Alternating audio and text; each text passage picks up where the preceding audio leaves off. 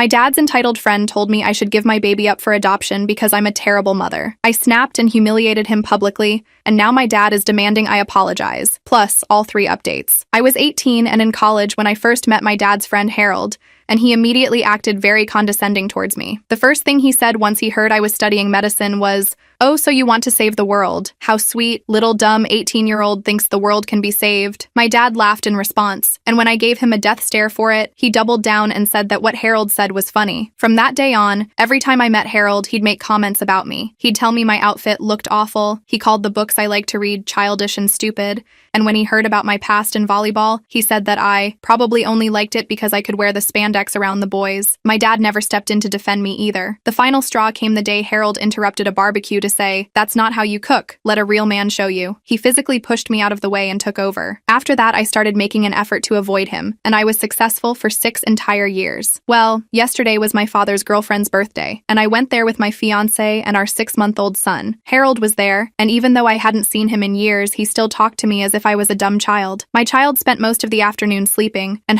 he woke up hungry. I went to breastfeed him, and when I came back, Harold was joking about how I was probably a terrible mother. He started interrogating me about my parenting and calling me a bad mom in front of everyone. I finally snapped when he asked if I'd thought about giving my baby up for adoption. I yelled at him, asking him if he knows so much about parenting. Why does his ex-wife have full custody of his child? I asked him what kind of man tries to sleep with his brother's girlfriend, and as a cherry on top, I told him to lose some weight. With that gut, no wonder no woman wants to touch you with a 10-foot pole, were my exact words. I left with my fiancé and son, and on the drive home, I was bombarded with texts from my dad, telling me to come back and apologize to Harold right now. I told him there was no way that was happening, and asked him if he had any idea what Harold said to me. He yelled that of course he did, and asked why the hell would I get mad over him offering to make me a sandwich. My jaw dropped agape, and I started laughing my absolute butt off. You see, while Harold and I were having the altercation, my father was in the bathroom, and so he didn't hear anything that was said. I presume all he heard was me yelling, walking out and slamming the door behind me. Anyways, my dad asked me why I was laughing so much, and I told him no reason. He asked me again, and this time I told him Harold was lying. I said that I wasn't going to tell him anything, however,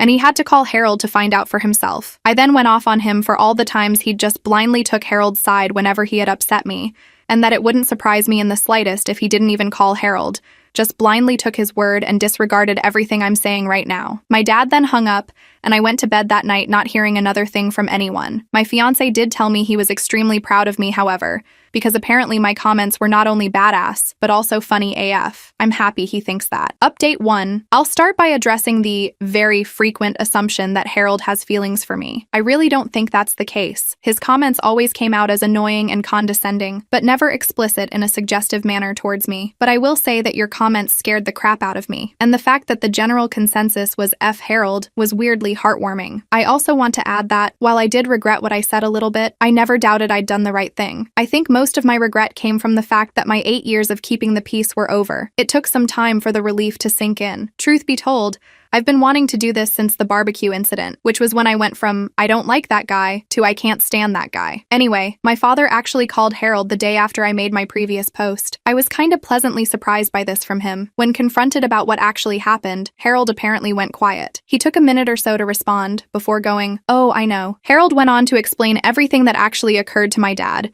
who just listened without a word from what I know. Harold tried to twist the story as him being genuinely concerned about me being a mom so soon, and that he didn't think I knew what I was doing. He did apologize to my father. I don't buy any of what Harold was saying, though. The next day, my dad told me about the call. He said, even after finding out the actual truth, that I should forgive Harold for the honest misunderstanding. He also told me I should apologize too, since I'd overreacted by telling Harold I hated him for such a small reason. Many of Harold's past comments were made with my father close by. It often happened in the middle of conversations with other people, so he'd be too distracted to register them. He also wouldn't notice them most of the time. My dad doesn't pay enough attention to anything that doesn't either concern or anger him, and he'll most likely forget it until he gets angry at something else later anyway. He's like a goldfish. We also have different definitions of what's offensive, so he'd never think they were a big deal. I told my father I wasn't exaggerating when I said I hated Harold, and that the adoption comment was far from being the only reason. I listed most of the condescending treatment and comments I could remember remember,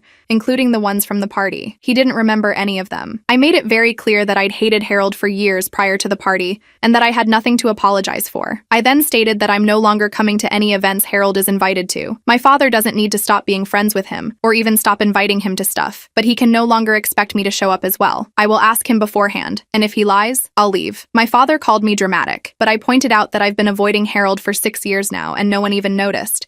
So it clearly wasn't a problem. It obviously didn't ruin my father's life. I'm not obliged to like his friends any more than he is to like mine. There was some back and forth, but he agreed to my terms. We spoke yesterday about something else, and he mentioned Harold was upset. I ignored that. I'm not going no contact with my father. Yes, I'm very well aware he's an eye-hole, and I came really close to cutting times with him in the last few years. But I ultimately decided it wouldn't really fix anything. Maintaining my relationship with him has gotten a lot easier since I moved out, as we only see each other a couple times a month. He gets frustrated that I don't call or text much, but doesn't complain about it anymore. I don't see the point in going no contact with someone who no longer has any say in how I live my life. I'd rather just take note of what my father did wrong when I was growing up, and then make sure to raise my own kid differently. He's on thin ice, though, and has been for some time. He's not allowed to babysit, mostly because I don't trust him to spend more than an hour alone with a baby without falling asleep on the couch. I began pushing for him to start doing therapy back when I got pregnant, and he finally got started back in June. His behavior around me and my younger sister, who still lives between our very divorced parents, has improved a lot since, and I've made it clear to him that he won't be allowed near my son if he stops attending. This is the first time in my life my father has improved his behavior. It's hard to be hopeful, but I'm trying. And if I ever do go no contact with my father, it won't be because of Harold. So that's it. Overall, I'm glad I don't have to deceive anyone anymore. My relationship with my father is rocky, but I won't dwell on it. My main responsibilities are my son, my fiancé, and my job, and that's not changing anytime soon. Update 2. Openly avoiding Harold has been working pretty well. My father has been respecting my boundaries. Whenever he invites me and my husband over for lunch or dinner, I ask who else will be there. If Harold's coming, he tells me. He hasn't lied so far, and doesn't usually insist when I tell him I'm not coming. Since my last post, I've only seen Harold once, at my dad's birthday party a few months ago. Yes, I knew he'd be there. My father promised he'd tell him not to talk to me. Also, some of my father's friends' kids, most of whom I used to babysit, would be there. I hadn't seen them in a while, and I love them more than I hate Harold. I ended up spending most of the party with my son and the kids. Harold didn't talk to me at all, so I guess my father was true to his word. My husband and I did catch him staring at us a couple times, but I decided to ignore it. I caught my husband staring back once, and the walking marshmallow I married actually managed to look threatening. I love this man. You know who did talk to me? Harold's girlfriend. Yes, he has one now. She interacted with me twice. First, she came over to co-o over my son before making a comment about how he needed a haircut. Ha ha ha, I already hate you. Later, she approached me and said, "You're shy, aren't you?" I said no. She laughed and said, "Yeah, you're shy." She said all that in the same tone one would use to talk to a 6-year-old. I managed to keep my expression schooled. Otherwise, I would have told her I'm not shy. I just chose to spend the whole party with the kids because they were better company than her and her annoying boyfriend. So yeah, based on both my interactions with her, Harold's girlfriend is insufferable. In other words, they're perfect for each other. I don't have much else to add. My father broke up with the woman he was dating last year and has a new girlfriend. She is not annoying or psychotic, and I actually really like her. They won't last a year. My relationship with my father is still not perfect, by the way,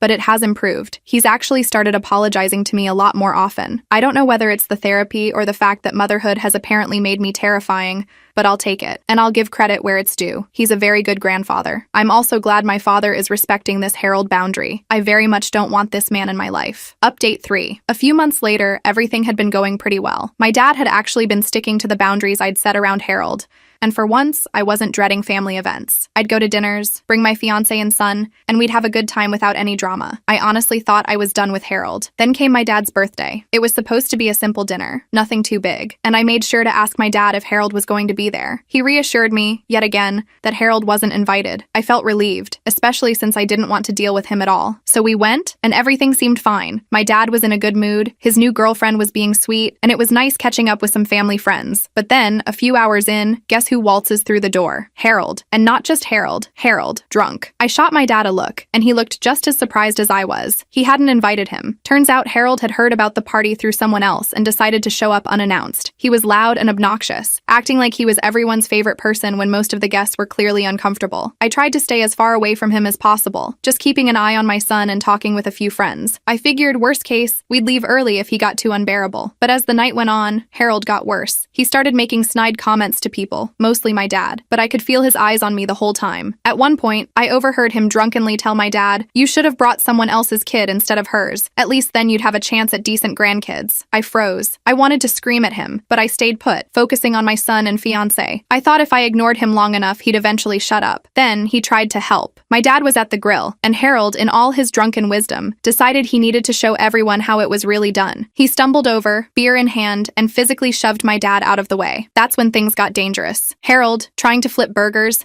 knocked the entire tray of food onto the ground. Everyone was staring, including me. I was just waiting for my dad to do something, but instead, he tried to laugh it off like Harold was just being Harold. That was the final straw. I couldn't stand it anymore. I stormed over and yelled at Harold, telling him he needed to leave. He turned to face me, smirking like this was all some big joke. "Oh, little miss knows best, huh? You think you're all grown up now with your perfect little family?" I'd had enough. I snapped. "Harold, I'm done with you. You've been nothing but an arrogant, disgusting jerk for years. And if you think I'm going to let you treat me or my family like this anymore, you're delusional. Get the hell out of here." Harold just stared at me, not even trying to defend himself this time. My dad finally stepped in, and for once, he was on my side. He turned to Harold and said, "You need to leave. Now." Harold looked genuinely shocked. He tried to laugh it off, asking my dad if he was serious, but my dad didn't budge. I said, "Leave, Harold. You've crossed too many lines and you're not welcome here anymore." Harold left, stumbling out the door with his tail between his legs. After that, my dad apologized to me, and I could tell he was actually serious. He admitted that he had been wrong to let Harold get away with so much for so long. For the first time, he chose me over Harold. It wasn't just words this time either. My dad hasn't spoken to Harold since.